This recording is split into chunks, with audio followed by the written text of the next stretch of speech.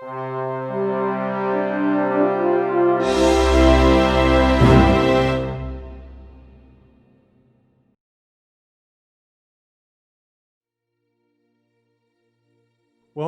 to the Ad Astra podcast.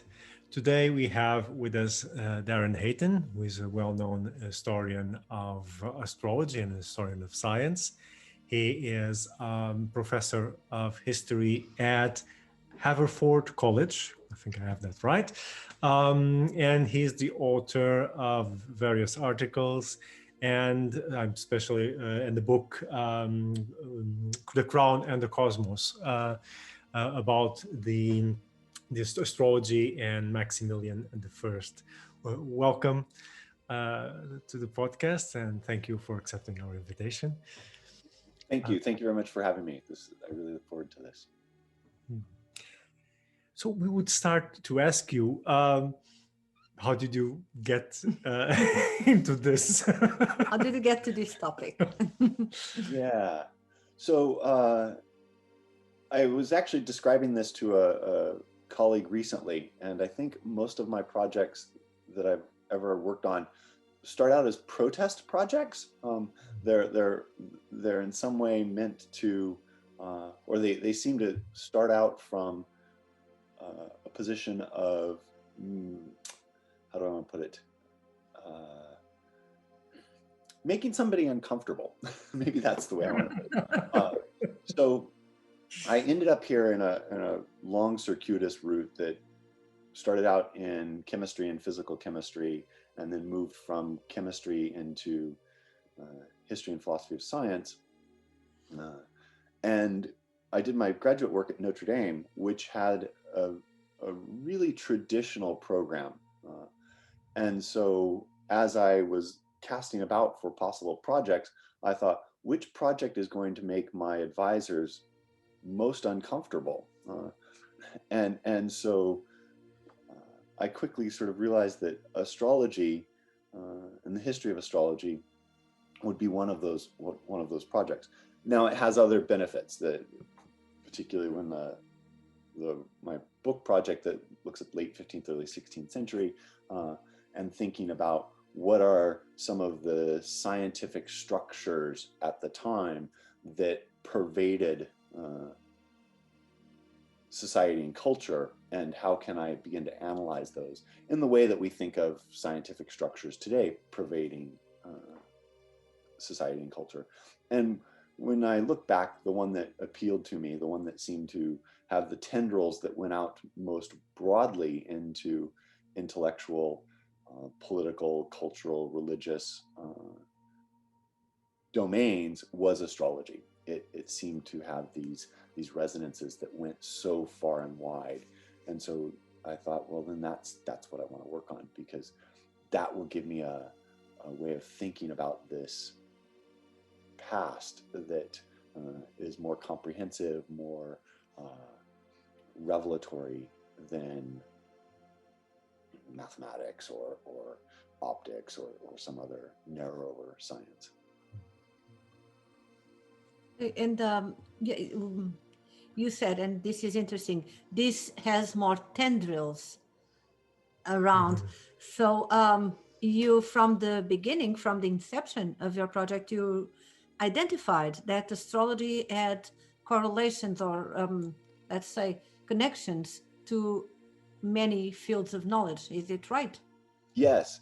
And I should say that there are lots of, and many of these people have been on your podcast, there are lots of really compelling ways to think about the history of astrology. My approach and the set of questions that I'm interested in asking are sort of lead out, I think, from astrology narrowly, and try to think about the ways that, with the Crown and the Cosmos, the ways that people in late 15th, early 16th century Germany's were thinking about astrology as a body of knowledge, as perhaps an authoritative body of knowledge, a body of knowledge that could be contested, one that could be deployed. And so I really am interested in the way that the tendrils of astrology reach out into things like university curriculum, into the sort of the ways that political state leaders, princes and whatnot, might deploy people who claim to have an expertise in astrology. So in some ways, I'm less interested in the really nitty-gritty nuts and bolts of a particular internal structure of astrology, and more with those wide networks of astrology in quotation marks now. So I have to ask, and did your supervisor react positively? So I ended up with a couple of supervisors who were very considerate and generous in their guidance. There were a handful of other people who didn't end up being my supervisors, perhaps for good reason, who were never particularly happy with this project because they want to hear the stories of the history of astronomy divorced from astrology, or they want to hear how with the rise of observation and new mathematics in the 16th and 17th century, we do away with things like astrology. Yeah, this is, yes, that was like a narrative that was very common some decades ago, but really not so much now, as you know. Yeah, no, it's really, I think it was incredibly common, even probably as late as the 80s and early 90s. And it has been, I think, for lots of good reasons, pushed aside, rejected in some ways. Although it's kind of a Kuhnian revolution, because the people who believed in that model of history still believe in it. They're just slowly dying off. Whereas the people who have rejected it are younger and continuing to live. That's how science advances. That's what Thomas Kuhn explained, and it seems, at least for history of science, to be true. Yes, yeah. And still, although you apparently, from what you say, you seem to be very interested in the political and cultural connections of astrology, not so much with the technical parts. That this is more our field, but you are more into the cultural and probably religious and social repercussions of astrology. But still, from what I could understand, you still approach it from the perspective of the history of science. Am I right? So maybe you could explain what you mean. I think so. I mean, I try to understand the workings, the internal workings and structure, intellectual structures of astrology, the systems that get deployed, even if I don't, when I end up writing something, I don't foreground that understanding. I do, insofar as I think it's a meaningful way for the historical actors to have thought about it, for what I'm trying to do. But I do understand. I do try to approach it as astrology as a body of scientific knowledge that purports to give us an understanding, to convey an understanding of how the world works, grounded in rules of logic, careful mathematics, observation, and a sort of a development of method. So in that sense, yeah, I think it's indistinguishable from what we might call a modern science. It's just yes, science is a word that is difficult, because when we say science today, we think of something, and when we say 15th century science or 16th century, it is something different. So it's a word that we have to agree upon, first of all. Yeah. But yeah, I understand. I do understand. Yeah, and I think it is always complicated when writing. We need to use the word science, and it's always a problematic word. History. Yeah, it really is. I was writing something recently, and I kept getting tired of writing these long expressions that got around the problem that science got around, or these long expressions that got around the problem. Astrology is another great example of this. If we use the word astrology today, it has certain valences and certain connotations. and distinctions and limits, and those don't map on in obvious or unproblematic ways to the way that somebody circa 1400 might have used the word astrology. And so it becomes very difficult to talk about some of these categories without writing an entire paragraph that tries to describe what you think you're trying to. Exactly. Trying to explain what I'm saying is not this, but it's that. Yeah. We do understand completely. Yeah. Every single paper, every single work, we have to go again. Let's start again from the beginning. Yeah. We're talking about blah, blah, blah. Yeah. Yeah. This is actually one of your fields of study and research, from what I could understand, the use and abuse of the history of science. That's an excellent way to put it. Yes, I am quite interested in the way that the history of science, again, science in scare quotes, the way that history is deployed today in order to achieve certain political or social goals, and I think history more broadly that gets deployed in a whole range of ways that are meant less about understanding the past and more about using an imagined past to colonizing the past. Pardon? Colonizing the past. Yeah, and using it for a very particular set of political agendas today. And I'm opposed to that use of history broadly, and even more opposed to that use of history when it purports to look at the history of science. And I actually think that astrology is an excellent, an incredibly rich way to get people who are either through naivete or through a political agenda are ignorant of the complexities of the history of science. I think astrology is really useful to get them to confront the ways that history is much more complex and less linear. Definitely, yes. It's a topic that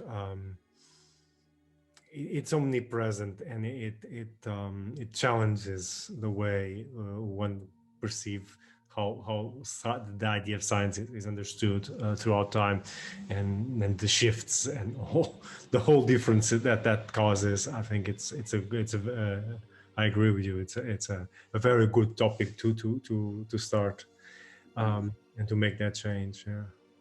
It's also I think that and this comes back to my response to your first question. Astrology prior to I'll talk about the period I know best, which is prior to 1600 or so. Astrology was everywhere in so many ways, some of them explicit, some of them implicit.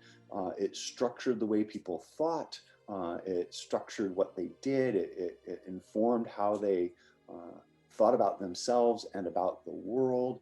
It is just such a powerful object of study to understand how people were going about their lives in the past. Absolutely, we couldn't agree more. Yeah, we couldn't agree more. As Elena often puts it, it's like comparing it to our narrative today about genetics and DNA, and it's our narrative, and perhaps it's a narrative. Perhaps in 500 years, people look back and say, well, there it is. How silly they were. How silly they were. Right. They believe in atoms. They believe in atoms. They were silly. Yeah, probably. I don't know. But it's the same with astrology. People, it is very difficult, and it doesn't make sense to me that people tend look at history, and specifically history of science, or if you prefer, history of knowledge, and they try to separate astrology from it. And it's like trying to separate, I don't know, the humidity from water. It's impossible. That's an excellent way to put it. Because it's so much into all the narrative of culture, not only science, but also everyday life. We have examples here in Portugal of some songs written in the Middle Ages about mocking people, and they were about astrology. It's not mocking astrology, it's mocking people using astrology as a device for sarcasm. So it's kind of, and everybody understood the joke because everybody understood at least the basics of astrology. So, and this is Middle Ages, I mean like 13th century. So, so it was really part of everyday life and also part of education, part of the of culture, part of cultural life. So it is impossible to look at history and try to be blind at certain points. So it is kind of difficult. So the history of science specifically will be, oh, well, not will be, it is already being rewritten because of this new approach on astrology.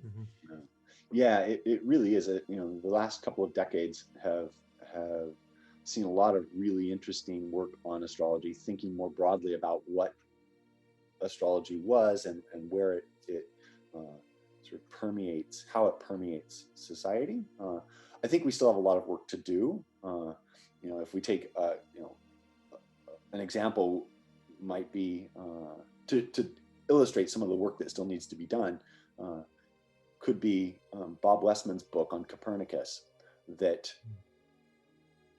I think, to me, compellingly makes the case that Copernicus was motivated by and large, if not wholly, by and large, by questions of astrology.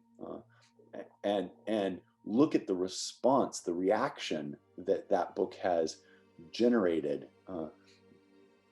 that tend to work really hard to dismiss Copernicus's interest in astrology in any way, shape, or form. So I think there's still work to be done. There are still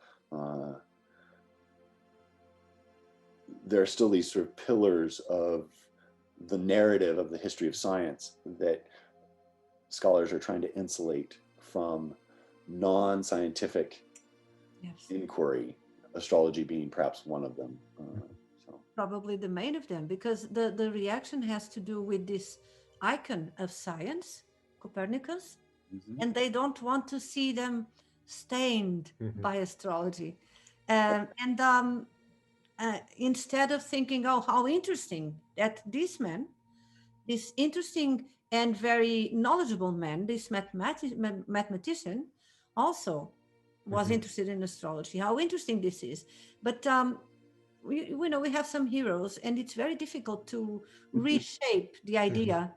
And this happened with Copernicus and perhaps others, Galileo's.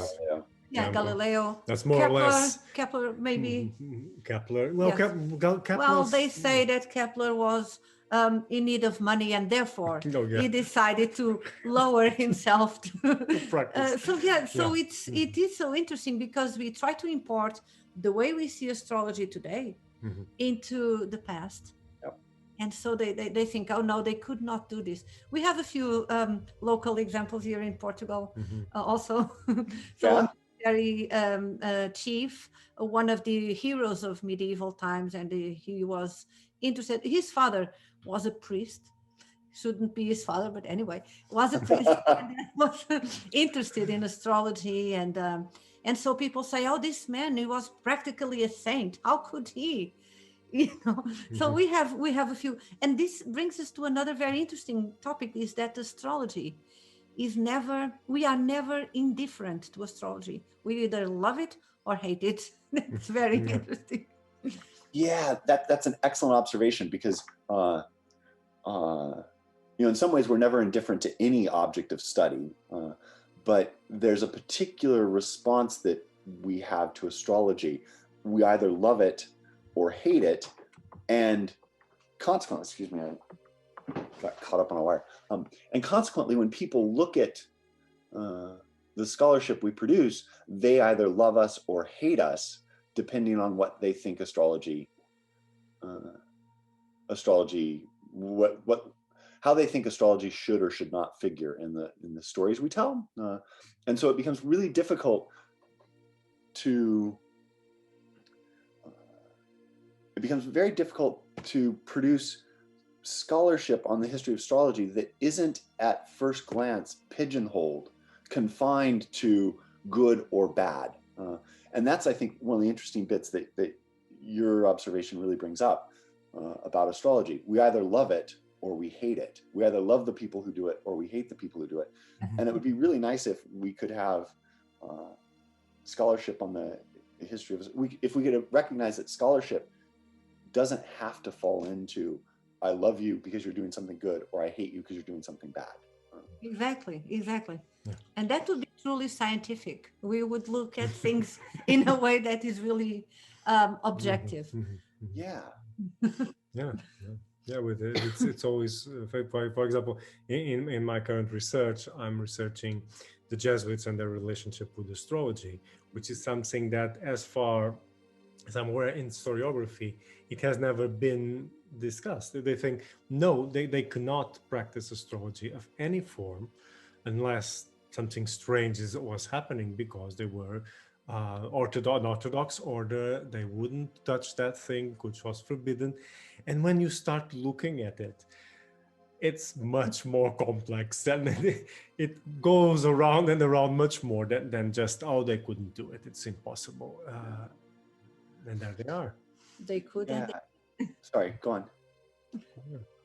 And it's but you find this resistance in historiography in many instances, which, again, as we were saying, it's no longer the same as it was decades ago, but there's still initial resistance when we start talking about these topics. And of course, there's always a caveat that we, when dealing with the history of astrology, have to always begin with every time.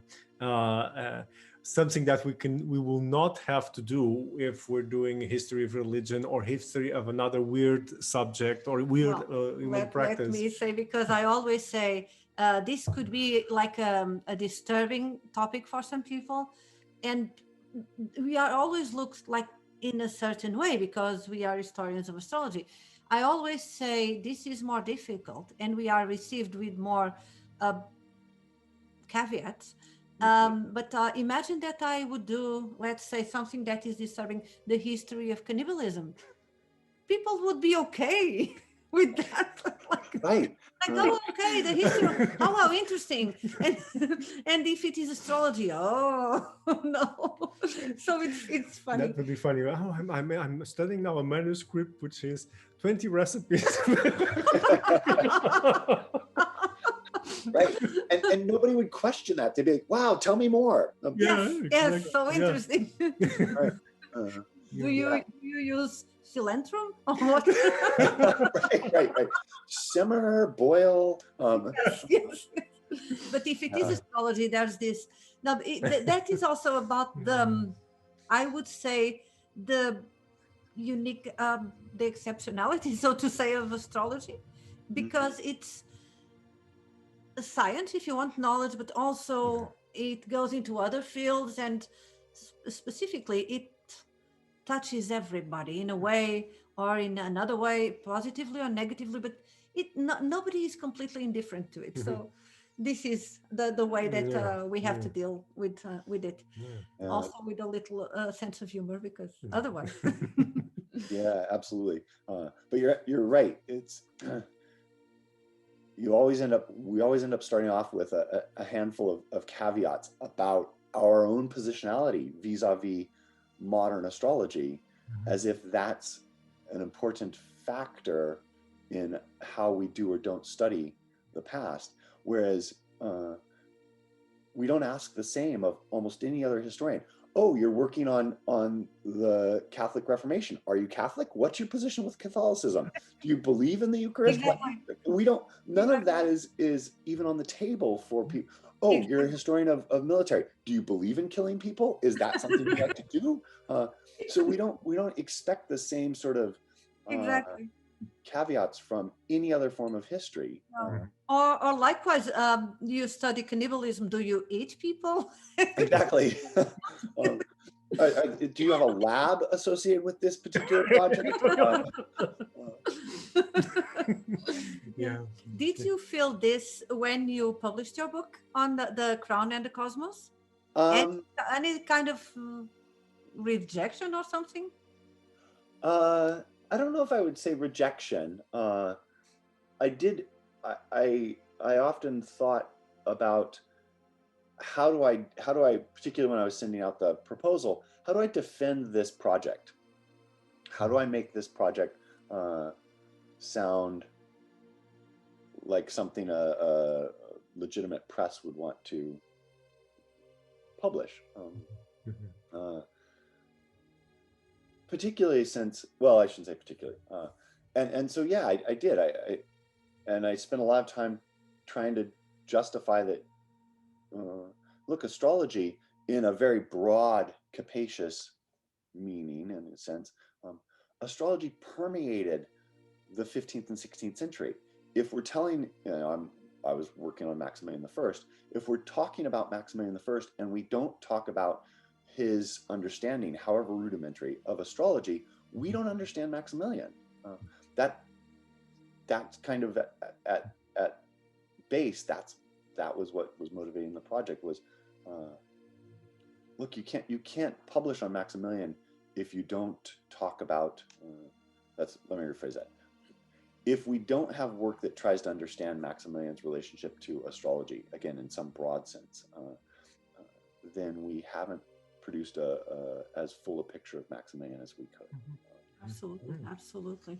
Yeah, in a sense, it's like history of astronomy, although sometimes some historians don't like this kind of idea, but it's very difficult to establish a really timeline of development of astronomical knowledge and mathematics if you don't include its astrological use, which was one of the main uses for much of the more complex calculations involving astronomy and mathematical astronomy. If you don't include that facet and you don't consider it, you have a big piece of the mechanism that's promoting this development that you're not getting, and you're not talking about it.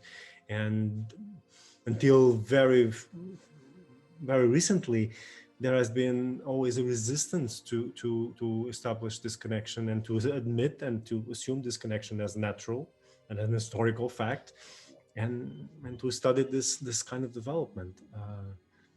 I think it's a vestige of the I'll call it modernist historiography from the early part of the 20th century through the latter part of the 20th century that wanted to tell the history of the genesis of the modern world as one that increasingly rejects superstition, as one that increasingly embraces what was thought to be objective science. And so you're absolutely right.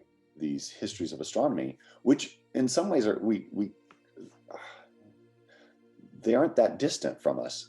We're still seeing a number of them that get put out that assume, if they don't explicitly say, they assume sort of a break, an intellectual break sometime in the 17th century that produces a modern scientific world.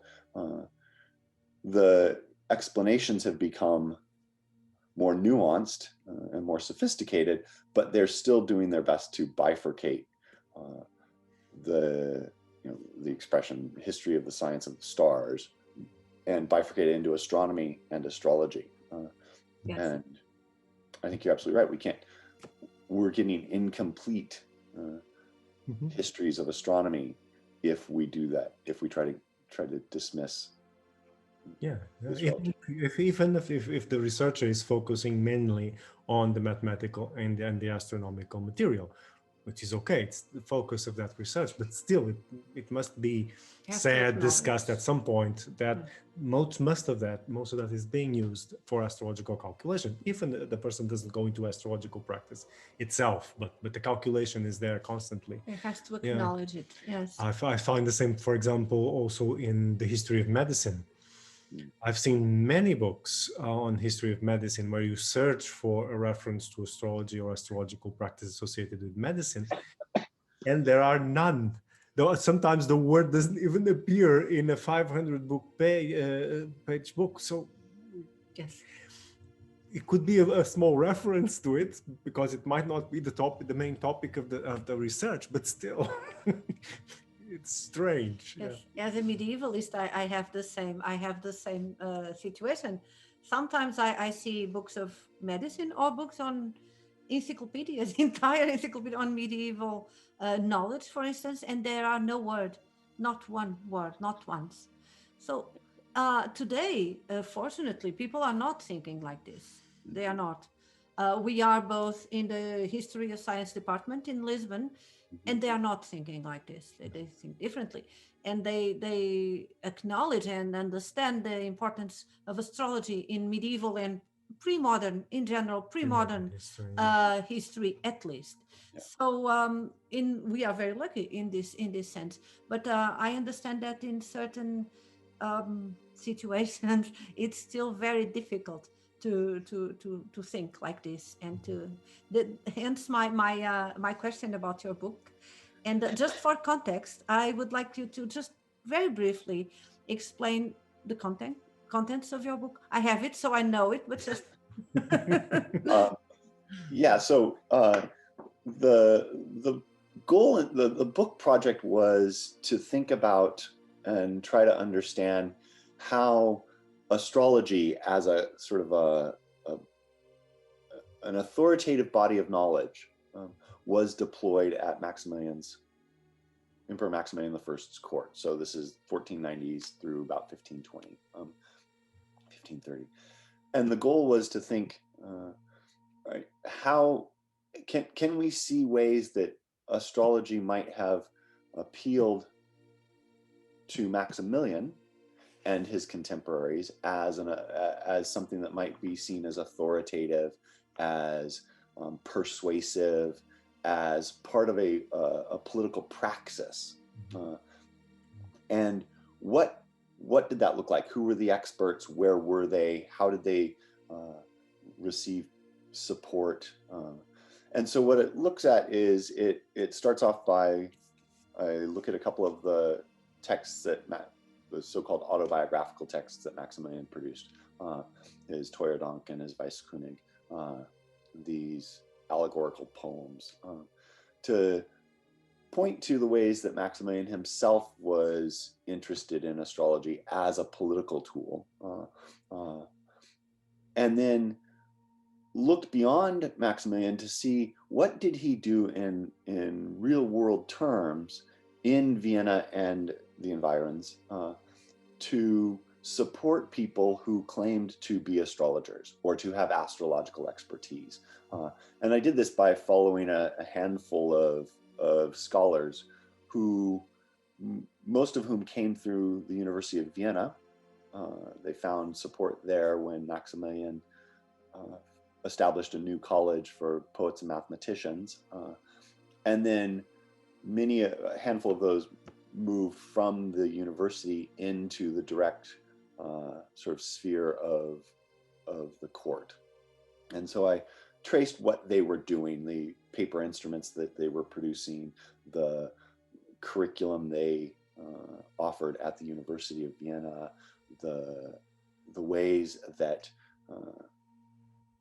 again, Maximilian and his court would have brought astrological experts into their fold so that they could make the claim, Maximilian could make the claim that they were using astrology to make decisions.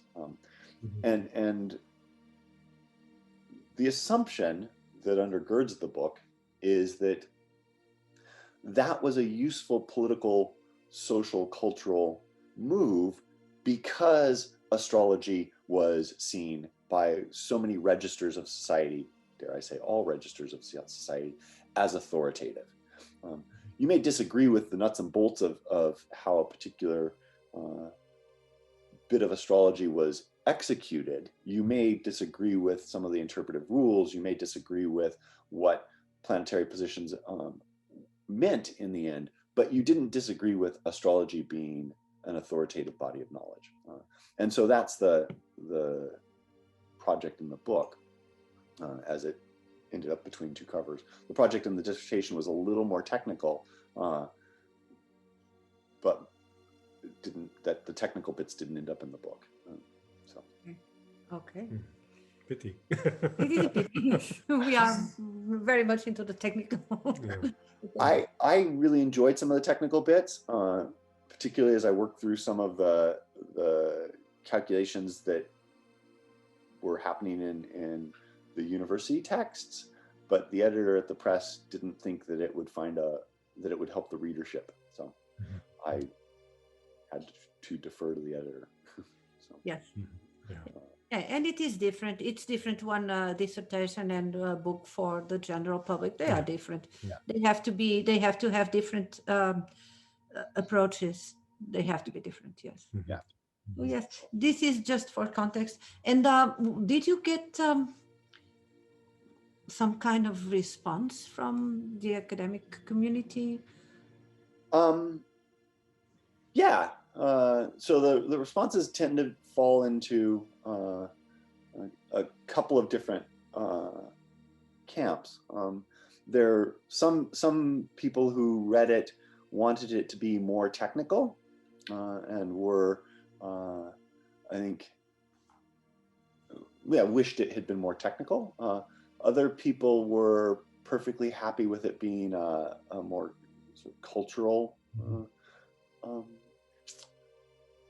study. And I think it really depended on what the person reading the book brought to bear on the book, and I'm okay with that. I think it's great that we can have different responses to different works. Some people liked it, some people didn't, and again, I'm okay with that. Yes, we cannot please everybody, but it is an important book because it brings this other part of this period and this the life in Maximilian, not only Maximilian himself, but his life and times, so to say, and it brings this other component, the astrology and everything that surrounds astrology into the eyes of the academic community. So it's very important. Even it could be more technical, it could be less technical. That's really beside the point. It is there, and it calls attention to this specific topic. That is the important thing.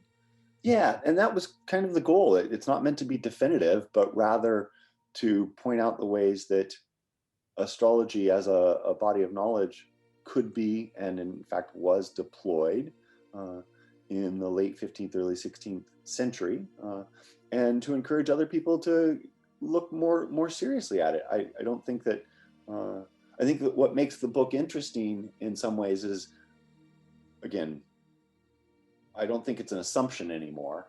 We've seen a number of studies that move it beyond assumption.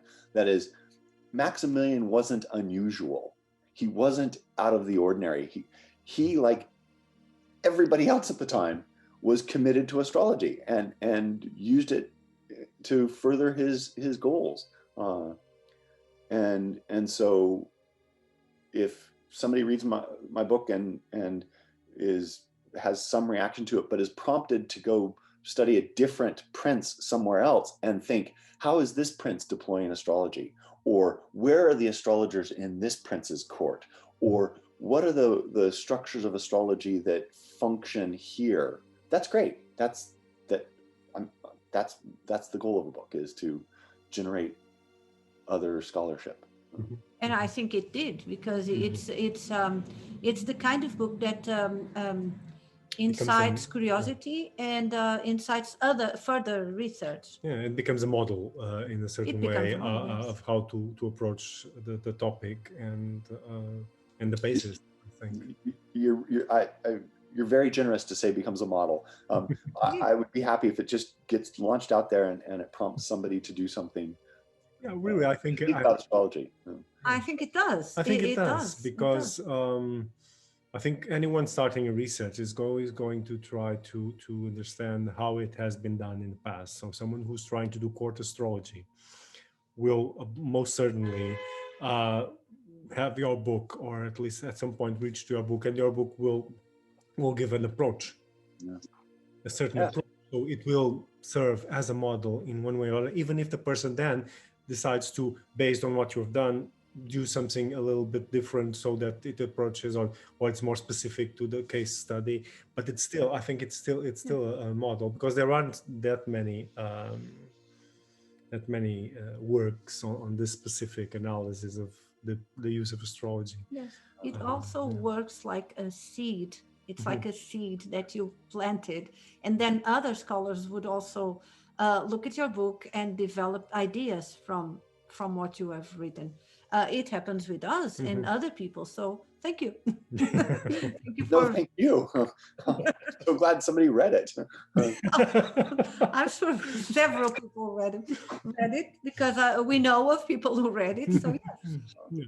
It was not only your friends and family; it was other people. I guarantee you. Yeah, you know, I think for me, this project, one of the things the project was trying to do was think, and this is, it could be related to, Luis, what you were saying with respect to the history of astronomy. Part of the goal was to think, why would any prince have actually employed an astrologer? One answer is the astrologer promises, you know, some foreknowledge of something that's going to happen. And there might be some truth to that, but that doesn't seem as robust a reason as, or doesn't seem to exhaust the ways and that a prince might have employed an astrologer. And by employ here, I mean just bring into his circle. And so, you know, there's really good work that follows astrologers' particular predictions and where those predictions might have happened and whether they turned out to be accurate or not. But that wasn't what my project was trying to get at. My project was trying to get at, well, why would a prince have turned to an astrologer in the first place?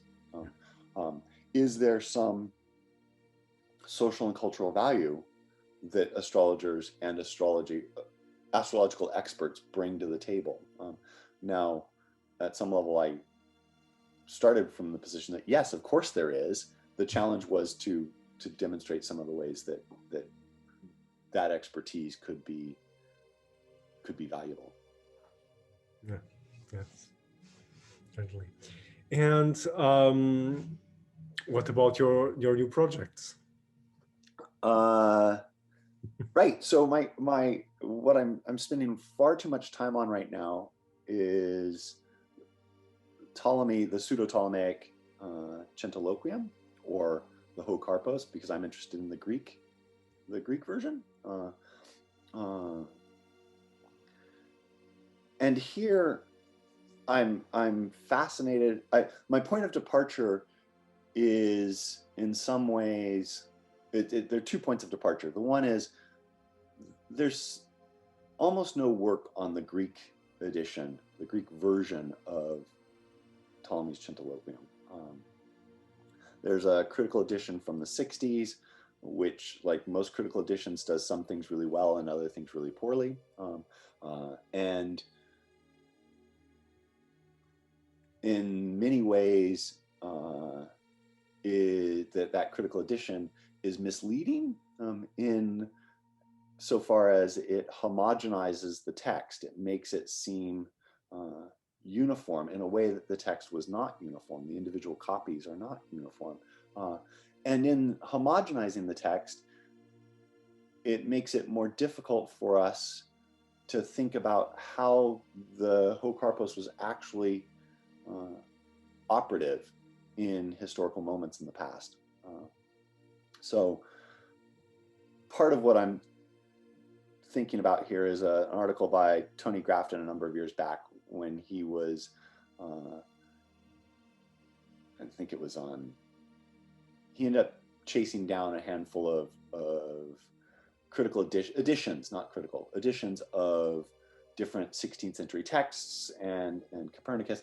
And what he realized was all of these incredibly erudite editions that we have are making it more difficult for scholars today to understand people in the past, because those people in the past are not using modern editions, but whatever they happen to have in front of them. And those things in front of them vary, often quite wildly. And so I started thinking about the Karpos in a similar way, in part because there are, if we just think about through the 15th century, there are 35 to 37 surviving copies of this manuscript, which is a fairly large number for a century and a half. The earliest ones, late 13th, early 14th century. If we include texts, copies into the 16th century, we get well north of 50 or 60 copies. Now, the latter ones you have to worry about because those are probably humanists who are kind of interested in fetishizing Greek texts. But it suggests, the numbers suggest that there was a real audience for the Karpos in the Greek-speaking world. And we don't know what that audience is. We don't know what that context is. And so I've become really interested in how can we think about the Karpos as a window onto a particular bit of in this case, medieval Greek astrological knowledge, and where that was occurring. It's the Karpos, the Centiloquium. It's a strange text. In the Latin world, there's amazing work done on it. And obviously, Jean-Patrice, who was on your podcast not long ago, has done some is working quite a lot on it right now. But the Latin world doesn't prompt us, maybe that's the way I want to put it, doesn't prompt us to ask the same set of questions, because we have for so long understood the Centiloquium to be part of the university curriculum. So we don't have to think about where was it functioning and how was it functioning, because we're like, okay, well, it's part of the, in Vienna, it becomes part of the third or fourth year of the arts curriculum. In Krakow, we have known for decades now all the places that it turns up in the university curriculum, often associated with the medical faculty. But we don't have similarly structured curricula in the medieval Greek world. We don't have universities. We don't have a wide range of educational institutions that share a curriculum quite like the universities did. Yes, we have the quadrivium, but we don't always know what that looks like, and there's a lot of variability. So anyway, the Karpos becomes really fascinating to me, because where was it? Who was reading it? Who was copying it? And how did people who read it and saw the variations, or when they come across variations, what sense did they know that there were variations, or did they just get on with their lives?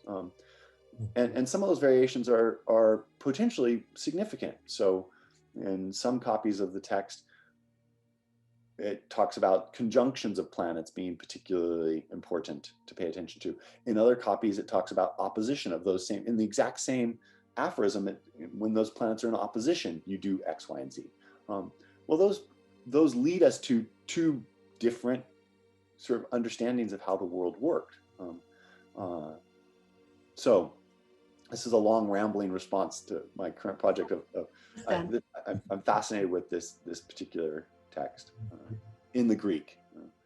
And it is very interesting the way you look at it.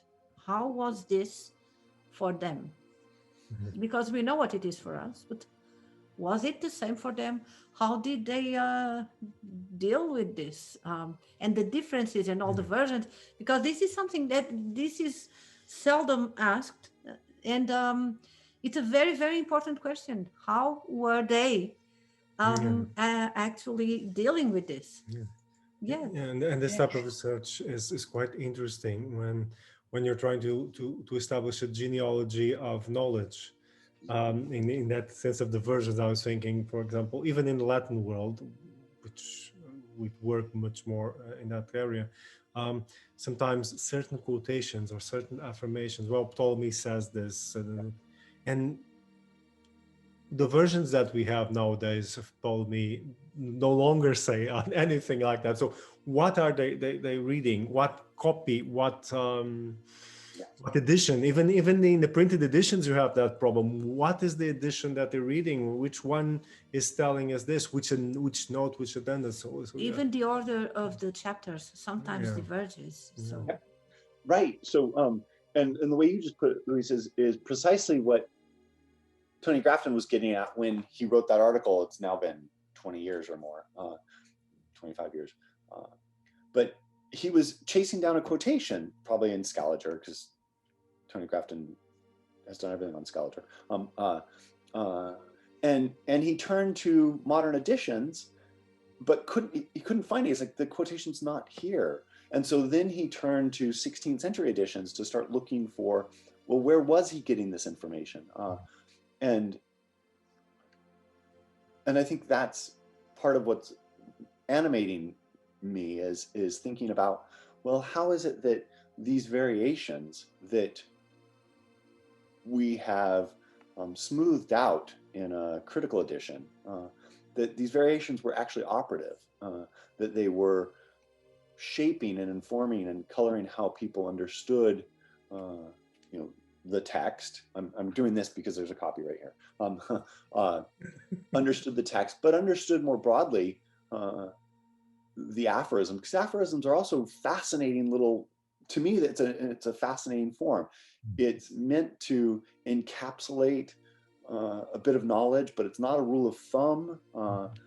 It often depends on, if you read the Ptolemy's aphorisms, they often depend on an incredible amount of expertise. Not always, but often.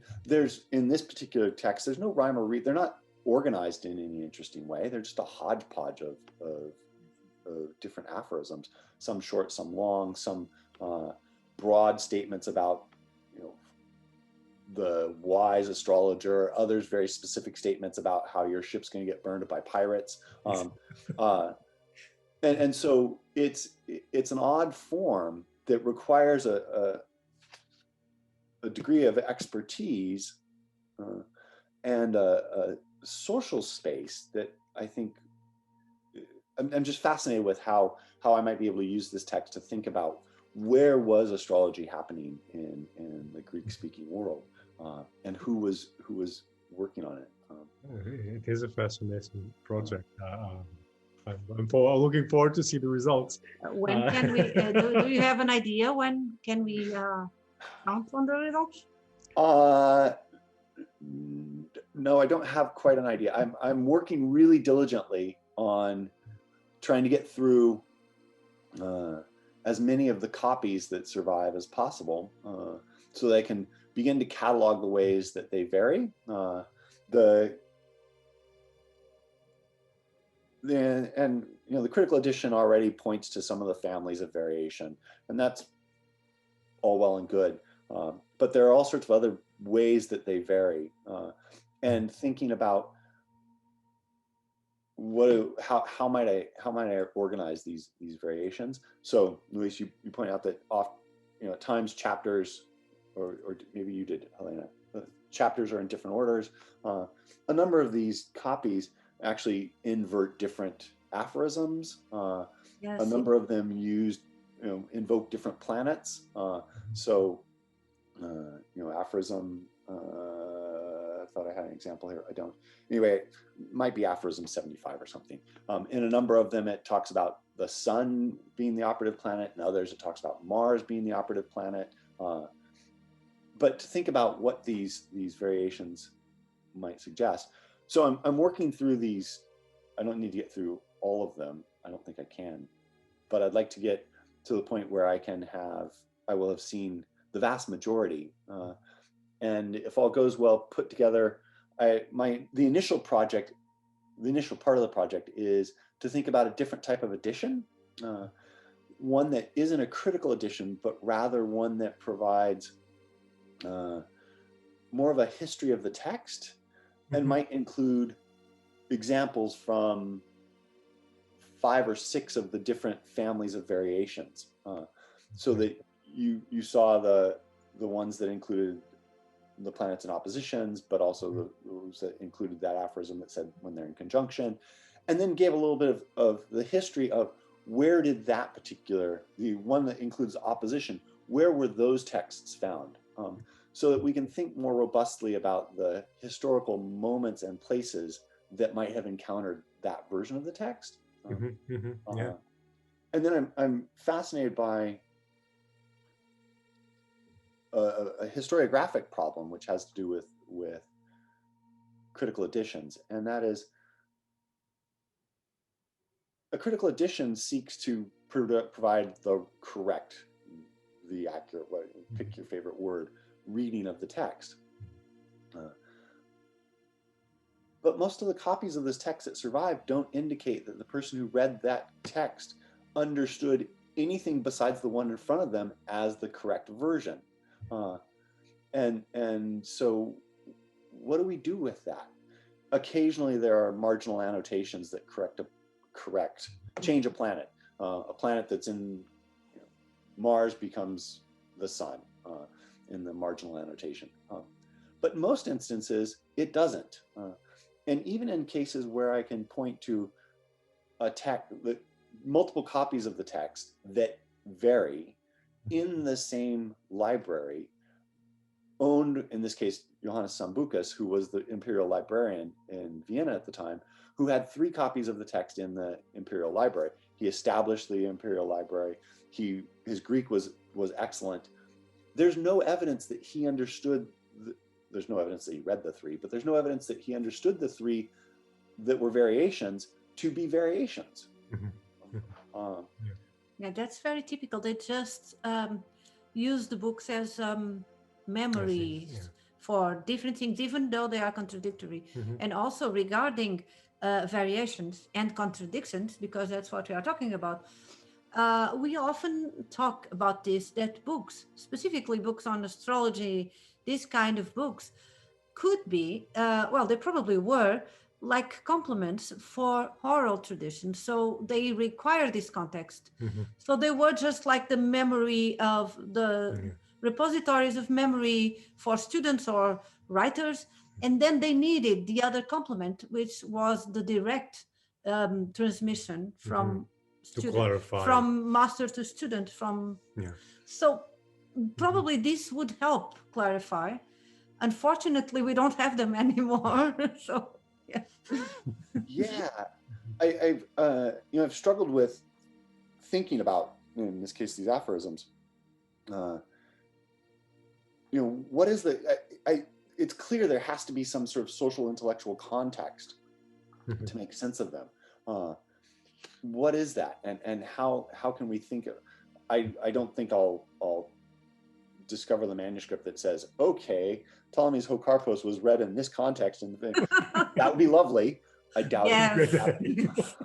But if we look at it and we think about it in the the copies of the Karpos in the context of the manuscripts that they're in, the codices that they're in, and think about what's required to make sense of these, I think we can begin to piece together some idea of what that broader social and cultural context might have been. But maybe not. But I think it's the existence of this text in Greek and the numbers that it exists suggests to us that something interesting was going on, that there was a social intellectual space that. Yes. Yeah, it was very quoted and very respected. It's almost hand in hand with the Tetrabiblos. It's there. When they quote Ptolemy, if they're not, there's no indication. We never know exactly if they're quoting from Tetrabiblos or from the Centiloquium. So, and most of the time is a Centiloquium. I think the Centiloquium happens to be more operative in more broad range in terms of astrological practice, much more than the Tetrabiblos, because it will include facets of astrology which the Tetrabiblos doesn't discuss. Although if we think of it, the Tetrabiblos is more, if you don't know anything about astrology, you would want the Tetrabiblos first, Yep. because the Yeah. Centiloquium would require some previous knowledge, Definitely. quite solid knowledge, for you to understand it. Otherwise, it's just Mess. opaque. It's Yeah. opaque for people. Just what is this? So they work in different levels, Yeah. I would say. They absolutely do, and that's, I think, what fascinates me is the way that the Centiloquium, the whole Karpos, requires for so many of the aphorisms astrological expertise that the text doesn't include. You have to come to it knowing a lot in order to make any sense of that particular aphorism, which is no doubt why in the Latin world it ends up later on in the curriculum after you've been exposed to the Tetrabiblos and all of the other astrological texts. You know, in Vienna, it turns up in the 4th year of the undergraduate arts curriculum. You know, you've heard a lot on astrology before you end up with encountering the Centiloquium. The Greek version of the text it's no different from the Latin in that it requires a ton of expertise to make any sense of. And that's, I think, what fascinates me. Who were the people who were conveying that expertise? Who were the people who had that expertise, and in what contexts? What were they doing, and for whom? Because it's not, as you say, it's not a text that explains itself. No. It assumes that the reader already knows a lot. So I don't know. Yeah. And it prompts, at least in the Latin world, I don't know about the Greek one, but it prompts a lot of arguments and discussions. I'm always thinking on the conjunction theory, and the Centiloquium would be the proof that Ptolemy acknowledged the conjunction theory. Of course, we know it's not Ptolemy, but for them it is. So, and a lot of discussions that go on.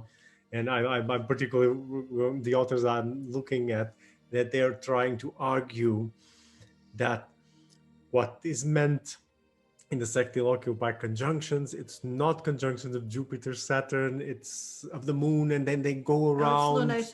It's lunations. So they go around and around, and so, well, they're going off on a tangent just to justify their point of view. But it's interesting, the amount of discussion and argumentation that the book generates. Yeah, it is, and they are, you know, aphorisms, pithy, short. They don't explain themselves, so they, in some ways, they demand that sort of discussion and debate, because they're not immediately clear in most instances, and I think I would be surprised if similar debate wasn't occurring in the Greek world, the Greek-speaking world. I just don't know where it was, and that is in some ways why I became interested in this text. The number of copies that survive suggests that in the Greek world there was a relatively robust interest in the text, and then suggests, at least to me, that there was a relatively significant body of people who had the expertise to debate it, to understand it, to be concerned about it. And so I think it's a great, of course I would think it's great because I'm working on this project, but I think it's a great opportunity to sort of... We agree. Just let me ask you a thing that I'm curious about. Do the copies you have are commentated versions, or you just have the text by itself? So in the vast majority have no commentary. Occasionally I'll come up with a commentary. Occasionally the commentary will be, there's a later Latin commentary added. But not terribly frequently, there aren't even marginal notes added. So now and then marginal notes that might offer a different planet, as I said earlier. But for the most part, they exist just as the raw text, the short preface and the somewhere between 99 and 101 aphorisms, depending on how they get divided up. So I would love to find a copy that has a robust commentary. I haven't seen that copy yet. So. Well, we never know. You never know, yeah. No, I was looking at a copy this morning that late 16th century copy, and the person who had copied it out had marked, I'm only halfway through it now, but had marked what he thought were important phrases or terms, and then added a relatively robust Latin description or commentary on what that term was, which I found kind of interesting. But I haven't yet looked at a copy that has a robust Greek commentary. There are copies. I don't have any Arabic, so I can't read the ones that there are. It's a copy in the Bodleian that has an Arabic commentary. As I've been told, but maybe you can contact some Arabists. There are very good ones, and you could compare your notes. That would be very interesting. I just this morning sent a note to somebody who, if I recall correctly, told me he had photographs of that text, and he does Arabic really well. So I'm going to. He's not interested in the whole Karpos, but he's if he's got copies of it, and if I can convince him to talk me through the Arabic, that'd be great.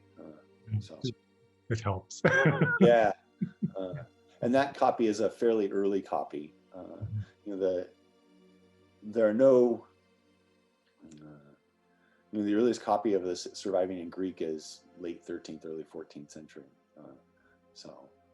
No, it is very interesting to compare, because once I had this kind of an experiment, very brief, with one of my colleagues at the Warburg, Liana Saif, who speaks Arabic, and we went to the British Library, and I got this copy in Old Castilian of a book written by Ali Ben Rajal.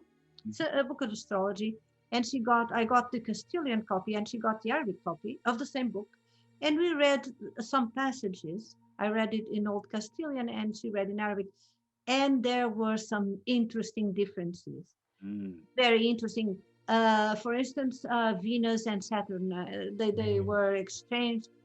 Well, there were some interesting, it was basically the same text, but then there were some crucial words that were somehow changed.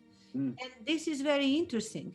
Some things we can understand, because, for instance, red and green, they sound similar they don't write similar in Arabic, but they sound similar. Okay. And probably it was like a translation, a dictation or something, but other words we could not understand. And because we were in the British Library and we could not talk much, we had, but this was we did it just as an experiment. And just in this kind of 1 hour or something, we detected a lot of differences. So it is interesting for you to see and to compare. And I think this is a book that is very challenging, because I was looking at some of my authors, and because of the conjunction theory and the aphorisms that they would indicate in a lot of editions, they're not the exact number. And I'm talking about Latin diction, so it's a different area of the same problem, but it's not the same thing. So I have to track down the editions, and I don't know which book you're reading. And only the Arabic edition clarifies it a little bit more, because the Latin is absolutely opaque. That could mean anything, and that explains why it can generate a lot of commentary and discussion, because it's an aphorism. It's like a riddle. Can say anything. You can make whatever you want after that. It's not clear, but not the Arabic. I know. I didn't check the Greek, but not the Arabic. So it's interesting to see these differences. Yeah. No, I think you're absolutely right. The aphorisms, the form of the aphorism, in many ways, almost requires a commentary, either written or verbal, because they can be interpreted often in so many different ways. I think that this draws me into the broader interest that I have in this particular project, which is the aphorism as a form of knowledge, the aphorism as a way of articulating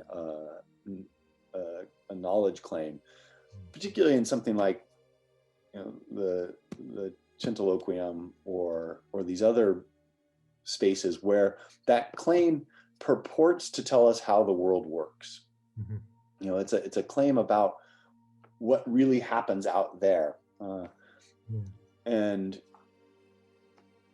you know, we don't have a similar pithy aphoristic type form of knowledge these days.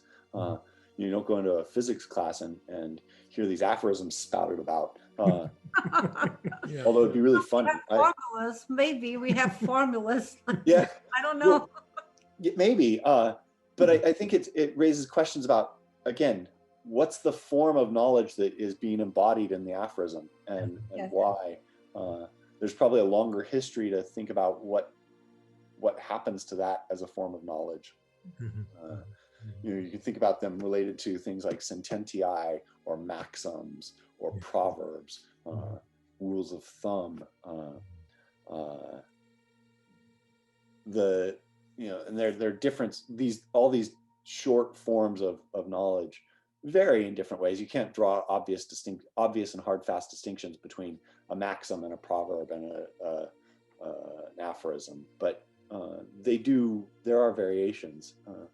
But I think that the aphorism itself as a form of knowledge is also fascinating, as a pre-modern form of knowledge. Yeah. Yes. Could they be in some form of rhyme that is now lost? You know, I've wondered about that. How can I think about so I struggle with, when I think about the Karpos, I think about this in a variety of ways. One is, how can I make sense of the order?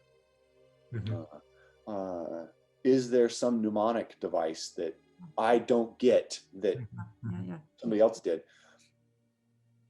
I don't know, but it would be challenging, because it would have to be a mnemonic device that functioned in Arabic and in Greek and in Latin, because they tend to take a fairly consistent serial form in each. Is there a rhyming? Again, is there some other oral aspect that we're missing? And maybe, again, it would have to be consistent, or maybe it wouldn't have to be consistent, but I would think the challenge would be trying to find the one that was consistent across languages. Or at least with the original. I thought of this because of the Greek language, and this idea of memorizing and singing history. Like the like the Odyssey and things like that, and they would sing, and they had these devices to complete the rhymes in Greek. So I don't know, maybe something like that. No, I think that's a brilliant suggestion, and a friend of mine asked about something similar. Is there a performative aspect to this? Can we imagine these aphorisms as taking place in a performative space? And again, maybe it'd be.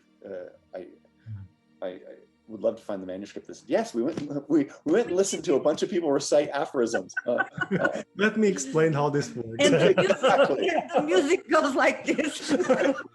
Notes and that would be lovely. It would be. I'm not holding my breath. But still, they're all interesting questions to explore. Well, a lot of work, and well, we wish you all the success in the project. Thanks. You're waiting. We'll be waiting. I hope that you will be able to see something concrete from it within maybe a year. That is lovely. That would be very, very good. And we'll keep in touch. Yeah. Yes. So, So I'll keep plugging away at it. Now we can't go outside because of the pandemic, I have no excuse not to work. Exactly. No excuse. Yes, none of us has excuses anymore. Yeah. We just have to work. Exactly. And we will be waiting. And we Yeah, wish we will. you all the luck with this Thank you. project. Fascinating.